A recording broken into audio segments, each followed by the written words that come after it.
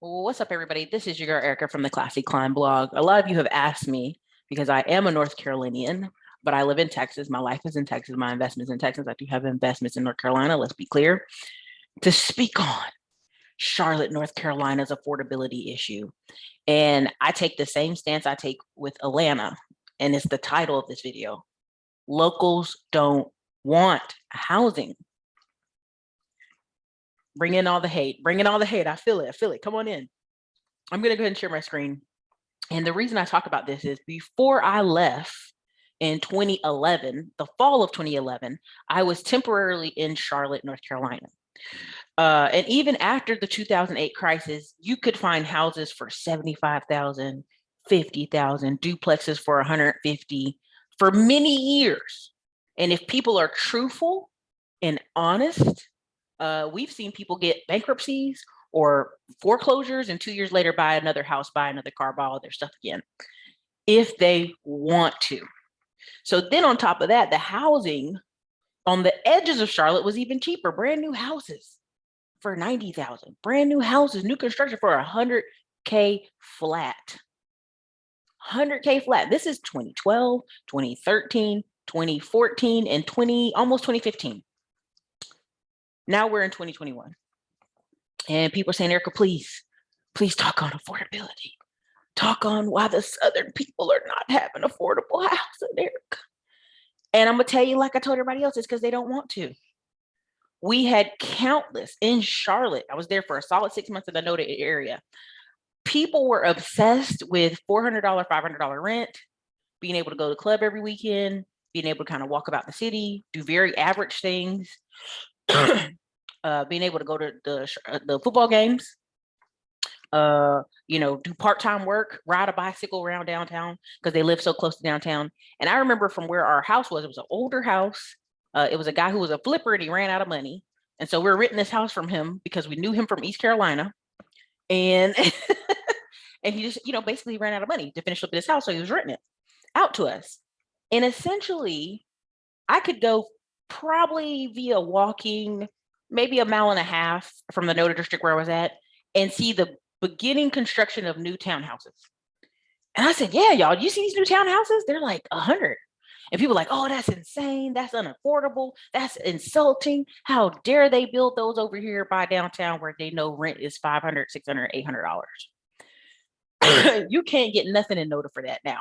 But I remember driving with a friend even 2 years ago. We were driving around in 2019. I said, all this used to be the hood. This used to be run down. Every inch of it, every corner of it has been regentrified. And so when we ask people, you've been in Charlotte 20 years, why haven't you bought a home? Oh, it does cost, the cost.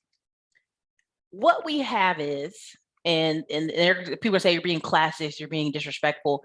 We had a lot of people who didn't pay attention in high school, kind of drifted into adulthood, took kind of any job, really didn't hone in or focus on getting an actual skill. Because if you ask people from Charlotte, oh, there's no jobs paying high numbers. There's just, all the jobs are very low paying. But if you dig through Indeed, you dig through these places, there were always jobs paying well. Same thing with Atlanta, the same cries we hear out of Atlanta. There's just no job paying well. And you ask them what's their experience, and it's always been administrative. It's always been a front desk girl or a secretary. And then they say, well, the job should be paying 70K. Well, baby, you've always been a secretary. Are you a secretary to an elite office? A Fortune 500 company? A Inc. 5000 company? No, you've just been a secretary. You've seen the landscape of this city change and have decided to do average things to coast. So number one, what we learn out of this, right? And again, this is people standing in line for apply for this housing project, right? In Charlotte. Why would you want to live in a housing project near Charlotte when you could drive 20 minutes outside of Charlotte, get your own place, live, and drive into Charlotte work? Choices. It's all choices. So let's go on down here. Now, they say someone earning minimum wage and working 40 hours a week could not afford a one bedroom for $1,000. Again, you can drive outside of Charlotte. You can live in South Carolina. You can do all these other things for the last 12 years. Right? Because again, number one rule is most people don't want power. I'm gonna say it again. I watched a lot of Diamond Dave, but he's spot on. Most people don't want power. We know this. They want to do average things and get extra average results.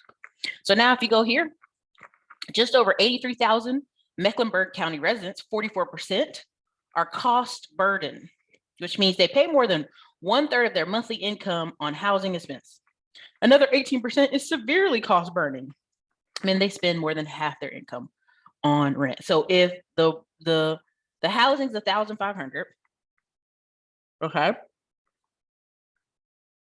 and here again, you know, they're showing these years percentage of housing stock, you know, with less than $800 monthly payments. Okay, pay attention, because Charlotte was known, you know, you should move to Charlotte. You should move to Charlotte. You know, if you're in North Carolina, you know, move to Raleigh or Charlotte. They always tell you that from these urban, these small little rural towns. Yeah, you should move to Charlotte. Okay, move to Charlotte and do what? If you're moving anywhere in this country without skills, and I know people get upset, don't call people low skilled. I'm sorry. Number one, most people don't want power. Number two, they want somebody else in power to treat them nicely. I want you to give me a brand new house with $800 rent because, you know, I work at Chili's. You should do this for me.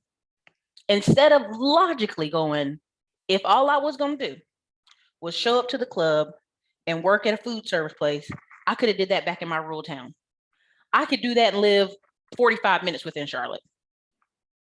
If that's all I'm going to do here, then I can live further out. That question's never answered. Number three, average gets average results. Point blank period. Number four, no planning. Fall back on kids. A lot of these people have no planning. Again, people say I'm being disrespectful, I'm being rude, that many of these folks, they did not plan to change careers. You know, they just want to show up. Now, look, this is a key part of this article, and make sure this is big enough for everybody to see it. Make sure this is real big. In 2011, that's what, 10 years ago at this point? 45% of rental units cost less than $800 a month. In 2019, just 22% of the units were that price range. So let's keep it a buck. Still 22% of the rental units in the city of Charlotte are still under $800 a month. Now, here's the kicker. This is the part I want you to see. Part of the issue is driven by the demolition or renovation of older apartment buildings that are often more affordable than new ones. So you want to keep the same rundown old housing in Charlotte so you can keep cheap rent instead of having the city build new, high quality living, no lead, no old paint, no falling apart windows, so that you can have better housing. Because let's keep it a buck. These same people complaining about housing, when I lived over in Noda, they complained about the quality of the housing over there. That their apartment was raggedy, that the house they were living in was old, and how dare him charge this much for this old house. You go over Noda now, you can't get a house for less than $500,000. Them same houses you complaining were old, and people came and put brand new windows in them, brand new roofs, did top-notch renovation. So you can't expect people to pour in thousands, if not hundreds of thousands of dollars into houses and still give you $800 rent. That's insanity. Even if you were the kid in high school not paying attention, you know that don't make no damn sense. You know it doesn't. Let me continue. There's a shortage of about 23,000 units for people at the lowest end of the income range, which is 30% of the area's median income. That's about 25,000 for a family of four. So let's just go ahead and say it. If you're a family of four with 25,000, y'all are in extreme poverty. Why are you in Charlotte? To do what? Is it to work? Is it to improve yourselves? Is it to have a quality school? See, this is not proactive thinking. This is reactive thinking. All right. If you got two adults, I'm just going to go there. If you got two adults in a house and the best they can do is 25,000 a year, there's a problem there. There's a problem there. Okay, let's keep on going. Now with the eviction moratorium now lifted, that means thousands could have faced eviction without assistance. The city of Charlotte and Mecklenburg have dispersed $24 million in emergency rental aid to 6,561 houses. Now that's not even enough. I mean, let's really do the math. If you divide 24 million across that many houses, and let's just do it right now with the calculator, because that don't even sound right. Sound like they backed up, but I told y'all this would happen in every city. You played the game where you ain't gonna pay your property manager nothing, not even a little bit or attempt to pay When this thing came out on the other side, they were putting y'all out. So if you divide that across the housing, they say that's $3,657 per place. So let's say that covered maybe 90 days of rent, 120 days, depending on the place. I don't know. That's interesting. That seems kind of low, but let me keep going. Homelessness will worsen. Why is homelessness worsen? Now, they're going to tell you now that more 3,000 people were expecting homelessness in Mecklenburg County, an increase of 55% year over year. 77% of them were Black. Why are you homeless when there's places in North Carolina you can live for $400? I can literally, if I do a second video on this, I'm going to show you on realtor.com. I'm going to show you on apartments.com how you can literally go 30 minutes outside the city of Charlotte and still get cheap rent. My cousin had a 2-story house he was renting for $1,500 in a nice area in Charlotte. My other cousin was in Charlotte renting an apartment, 2-bedroom apartment for $1,500 in a nice area, just right outside of Charlotte. Then he bought a house. Guess how much that house was? $145. Still a decent area, just an older house. And people say, oh, no, that's because he's about 10, 15 minutes from this part of Charlotte. So you're telling me you want to live in the middle of downtown Charlotte for $500 rent, $800 rent. It's just not going to happen, baby. This doesn't happen anywhere. This doesn't happen in New York. This don't happen in LA. This don't happen in Florida. This don't happen in Georgia. It don't. And if you actually watch some of these channels on the homeless, I think it was Invisible. If you guys know the name of that channel, put it in the comments. He would go around and ask them their story. 9 times out of 10, their story was, well, we were in this place and they had we had a problem with the paperwork, so we left. So usually 9 times out of 10, the stories of homelessness is their choice. They didn't want to follow the rules somewhere. They were somewhere safe and it was cost efficient, but they wanted to come to Charlotte. Come on, man. Or, there have been people in the video say, oh, I thought there were more services here in Charlotte, so I'm leaving to go back up north. You're basically going to grift. You're going to drift and pray that people treat you nice as you drift. I remember watching one of the Invisible People stories in California. The man had a car. He was sleeping in the car and delivering Uber and all the stuff in LA. And he one day recklessly parked the car somewhere and it got towed away. And that's how he became out of the car homeless to the bicycle homeless. So then he's bicycling homeless with his cell phone and Uber Eats and stuff with his phone. They literally asked him, is there somewhere you can go? He tells them, yes, my baby's mama, and it's a white man now, his baby mama had already left years ago to Arizona. She left and had housing and everything, and he could stay there. He could come. And she looked at him and said, well, why don't you go ahead and get in the bus and go? He said, well, when I get there, what am I going to be able to bring? And he's like, well, you done lost your car now, so you might as well just go. It's just you and this bicycle. Ain't no point in you stay in LA. So you'll watch these stories of homelessness and you'll ask the person, why are you still here? Why are you fighting to be homeless here? Go be where your baby mama is. Go sleep on the couch. Go work 2 jobs when you get to Arizona where she's at with your child and go on about your life. There's countless videos, y'all. I've spent months watching those videos. And the guy, he's a wonderful interviewer. He always asks, can they go somewhere? And they always have somewhere they could go. But, they're going to try one more time. It is a combination of mental illness, and it's a combination of asking someone else in power to treat you nicely. When houses were $60,000 in Charlotte, these people who were complaining about $800 rent could have owned a house and their mortgage would have been $200, $300. So again, the solutions are always going to be through ownership. No matter how many times these people try to play you off like, well, I was working this job, it don't pay a lot. It didn't matter. You had NACA programs, you got USDA loans, you got all these programs that were willing to put these people who have been the bone, sweat, and tears of Charlotte, good salt of the earth people working a job, could have bought housing. Instead of trying to live in a $1,200 place, you could have owned a house, especially in the Charlotte area back in the day, for not even 10 years ago, for $300 mortgage. maybe even 9, 8, 7. Every time I kept checking back, if I wanted to move back home, I would go check the housing prices. This is one of the reasons I really push back against the whole Charlotte, Raleigh, it's unaffordable issue, because I am a person who has constantly looked in those cities to buy housing.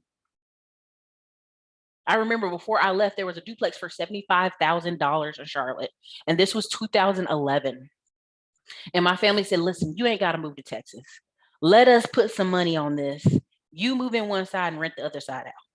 Just clean up the grass, and in a year or two, you can move to a different part of Charlotte if you want, but you'll own this duplex. You'll own it. You'll be in the Nodal district. You'll be over here with these Black people. It's fine. You'll own it. That same duplex, maybe 5 years later, was $150,000 for sale. Then I saw it again later. It was $200,000 something for sale. So again, when people are presented with the opportunity to stay somewhere, to buy somewhere, they choose not to. So what they're telling you is, I don't want to buy. I really don't want to be a Charlotte local. I want to do bare minimum average stuff and have a place to rent. It does not work like that anywhere. It does not work like that anywhere. And to come out here and go, I'm protesting for affordable housing. You cannot force someone to give you something. You cannot, because they're going to look through half of these people's background and go, okay, why didn't you buy anything? Again, I'm going to show you again. They're showing these Charlotte homes in the inner city for $347. But we can literally go on here, right? And go even less than 30 minutes out and find housing that is affordable. And again, this is the Charlotte-Mecklenburg housing report right here. State of instability and homeless report. I think a lot of y'all are delusional to think that people in New York, people from Atlanta, Georgia were moving to Charlotte a lot for the finance jobs, to think people aren't going to move. And even at the sped up rate of last 2 years, when people can do remote work and find $1,000 apartment, $1,000 apartment in Charlotte is better than $3,000 in New York. It's the same thing I told you about Atlanta. I'll take $1,000 apartment in Atlanta before I take a $3,000 apartment in New York or a $4,000 apartment in Miami. These people are going to relocate and they're going to get in the environment. I meet the most Black people I meet here in the housing areas in Pflugerville are from Ohio and Pennsylvania and in Virginia. Their license plates say everything but Texas. And you'll ask them, hey, what made you move out here? Oh, well, I looked on the internet and I bought it before I got out here. It was so cheap. My cousin lived out here. This person lives out here. But you ask local Black people, hey, man, where you live? Oh, I live way out in Manor. I'm renting because, the housing's so expensive. You've been in Austin your whole life seeing this stuff creep up. Even in the past 5 years, you've seen it double. And nothing in your head says, damn, I might want to buy something. I've even been the person say, listen, I'll go start anew in Georgetown. I'll go start anew in a county, the town to the right of Georgetown, because they're bringing Samsung out there. I'll own something than nothing. But people don't think like that. They want to be in the mix of it. And when you ask them what they're doing in the mix of it, what's the mix? What's the mix of you about to be homeless? What's the mix of you not having no money? It don't make no sense. But that's the thing. Locals don't want housing. Y'all keep acting like we're being disrespectful to locals, but locals are telling you what sounds good. Oh, I always want to live in Austin, but these prices. I always want to live in Atlanta, but these prices. And when you actually ask them, what you been on the past 5 years? You've been getting pre-approved? You've been working? You've been putting some money towards this? You've been trying to find somewhere to stay? And again, I'll put this report, this PDF in the description, because I think y'all should read what people are running around. They're literally going around, and these are people in the University of Charlotte, and also Habitat for Humanity, the local charities. They're surveying people like, hey, what's going on? You all right? Like, how can we help you? How can we get you where you need to be? Because these people are hitting up every single one of these nonprofits, asking for rental assistance and everything.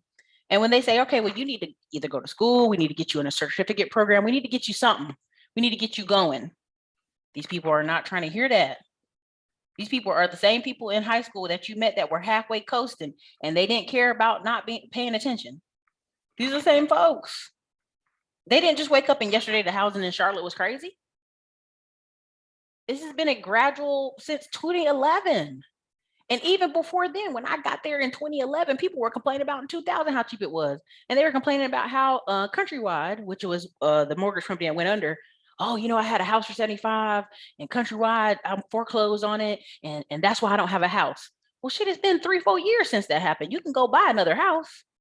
Yeah, they don't hold it against you like that. You can foreclose and 2 years later buy a house. Do you want a house? That's really the question no one's asking. Do you want a house? And 9 times out of 10, when you run all over this internet, oh, I don't want a house, man. I don't want that responsibility. I don't want to be fixing all this stuff. Okay, then stop feeding me this fake sob story that you want housing. You want people who own nice housing to give it to you for $500 and then still fix the roof, then still fix the plumbing, then still fix everything. That's just not the society we live in, y'all. It's almost like we got people going, capitalism's evil. You're in a terrible place. And people come in from another town going, oh my God, this is a gold mine. We live in an ownership society. We live in an asset-based society. The reason we keep talking about Asians are winning and these Indian folks is winning, these other people, because they are choosing to participate by buying, by investing, by actually purchasing things, by actually running businesses. So if you run around on this internet crying about you just want to be an average guy doing average things, guess what, baby? You're going to get average results. And you shouldn't be out here complaining all day and night because we don't want to hear it anymore. Point blank, period. All right, you guys, this is your girl, Ericka. Tell me where I'm off. Tell me where I'm wrong. I know a lot of people from Charlotte are going to be like, you don't understand because you live in Texas, but I got family in Charlotte. I visit Charlotte often. I come in there all the time. I visit often. I see the traffic. I see the patterns. I see the changes. I see the roads. This is the same arguments y'all have in Greensboro. This is the same arguments y'all have in Winston-Salem. These are the same arguments y'all have in Chapel Hill. These are the same arguments y'all have in Durham. These are the same arguments y'all have. I can go in every city, every state in North Carolina. Y'all have the same argument. I visit, I see, I look, I go, man, what's going on? They complaining so hard on the internet. Let me go visit.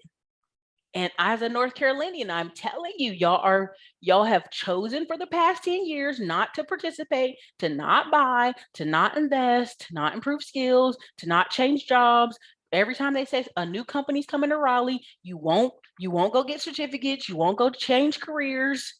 Nurses ain't getting paid under. In North Carolina, they get paid the same thing as nurses get paid other places. Engineers are getting paid what engineers get paid. People who actually have skills are getting paid quality pay. And I know there's going to be somebody in the comments, well, what about the average girl or guy that just wants to work at a food restaurant, Ericka? They should have somewhere to live, and they can. They can. They're going to drive into the city to work. That's all there is to it. You can live anywhere you want right around Charlotte. That is financially feasible for you. You are not entitled. Housing's a right, Ericka. Housing is a right. Let us find you where we can get you in some affordable housing. Let us find you where we can. Listen, I'm gonna do a part 2 to this, and I'm gonna do it completely based on apartments.com. We're gonna go on Facebook Marketplace. We're gonna look up rental.com. We're gonna go all hotpads.com. And we're gonna do a whole spill out of the cost of renting in Charlotte, because I know there's somebody, well, you don't understand because you ain't here and the jobs don't pay. And then we ask you, what's your career, what you've been doing, not why you in your mid-30s with all these children and now decide now is it too expensive. Like we got to have real conversation, but y'all don't want power. Y'all don't want responsibility. You don't want to be really accountable. You just want to complain. And that's two different things. You can complain all you want, Charlotte. Don't mean they're going to give y'all some housing. Y'all can be homeless on the front lawn of the daggone Capitol. Don't mean they're gonna do it. So anyways, you guys, this is your girl Ericka from the Class 1. Please share your thoughts and opinions and ask me what things y'all want in the part 2 of this video that I'll do later this week. Thank you.